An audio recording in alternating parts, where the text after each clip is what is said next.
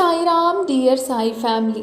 आज श्री बाबा कहते हैं तुमसे अनजाने में एक भूल हो गई है और वो है निंदा करने की भूल। निंदा करना अपने आप में एक विशिष्ट अपराध है। तुम जानते हो क्या होता है निंदा? निंदक कैसा कार्य करता है? निंदक वो होता है जो किसी भी व्यक्ति के विषय में उसके कार्य को लेकर अनुचित बातें करता है, उसके वाक्यों को, उसके कार्यों को आलोचित करता है और उसके पीछे दूसरों को भी उसके प्रति एक नफरत की भावना उत्पन्न कर देता है। ये तुमसे अनजाने में हुआ है, तुमने जानबूझकर नहीं किया।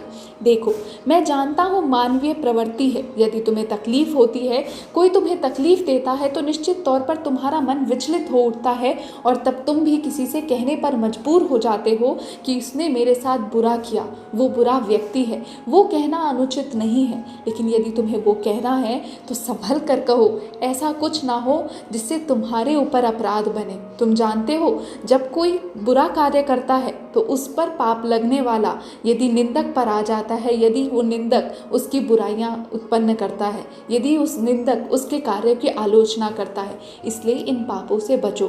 अनजाने जाने में ना जाने कितने पापों के भागीदार मनुष्य हो जाता है। इसीलिए इन पापों से बचो जिनका भागीदार तुम जानबूझकर मत हो।